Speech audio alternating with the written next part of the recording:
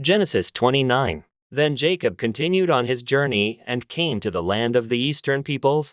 There he saw a well in the open country, with 3 flocks of sheep lying near it because the flocks were watered from that well. The stone over the mouth of the well was large. When all the flocks were gathered there, the shepherds would roll the stone away from the well's mouth and water the sheep. Then they would return the stone to its place over the mouth of the well. Jacob asked the shepherds, "My brothers, where are you from?" "We're from Haran," they replied.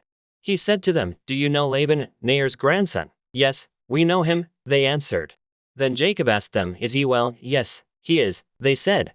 "And here comes his daughter Rachel with the sheep." "Look," he said, "the sun is still high. It is not time for the flocks to be gathered. Water the sheep and take them back to pasture." "We can't," they replied, "until all the flocks are gathered and the stone has been rolled away from the mouth of the well. Then we will water the sheep." While he was still talking with them, Rachel came with her father's sheep, for she was a shepherd. When Jacob saw Rachel, daughter of his uncle Laban, and Laban's sheep, he went over and rolled the stone away from the mouth of the well and watered his uncle's sheep. Then Jacob kissed Rachel and began to weep aloud. He had told Rachel that he was a relative of her father and a son of Rebekah. So she ran and told her father. As soon as Laban heard the news about Jacob, his sister's son, he hurried to meet him. He embraced him and kissed him and brought him to his home, and there Jacob told him all these things. Then Laban said to him, "You are my own flesh and blood." After Jacob had stayed with him for a whole month, Laban said to him, "Just because you are a relative of mine, should you work for me for nothing? Tell me what your wages should be." Now Laban had 2 daughters. The name of the older was Leah, and the name of the younger was Rachel. Leah had weak eyes, but Rachel had a lovely figure and was beautiful. Jacob was in love with Rachel and said, "I'll work for you 7 years in return for your younger daughter Rachel." Laban said, "It's better that I give her to you than to some other man. Stay here with me." So Jacob served 7 years to get Rachel, but they seemed like only a few days to him because of his love for her. Then Jacob said to Laban, "Give me my wife. My time is completed, and I want to make love to her." So Laban brought together all the people of the place and gave a feast. But when evening came, he took his daughter Leah and brought her to Jacob, and Jacob made love to her.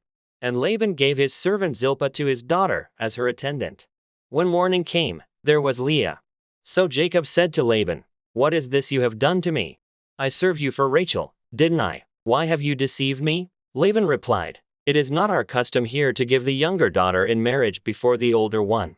Finish this daughter's bridal week, then we will give you the younger one also, in return for another 7 years of work." And Jacob did so.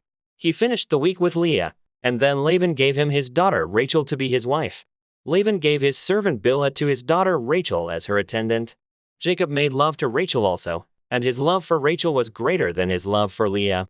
And he worked for Laban another 7 years. When the Lord saw that Leah was not loved, he enabled her to conceive, but Rachel remained childless. Leah became pregnant and gave birth to a son. She named him Reuben, for she said, "It is because the Lord has seen my misery. Surely my husband will love me now." She conceived again, and when she gave birth to a son she said, "Because the Lord heard that I am not loved, he gave me this one too." So she named him Simeon. Again she conceived, and when she gave birth to a son she said, "Now at last my husband will become attached to me, because I have borne him 3 sons, so he was named Levi." She conceived again, and when she gave birth to a son she said, "This time I will praise the Lord," so she named him Judah. Then she stopped having children.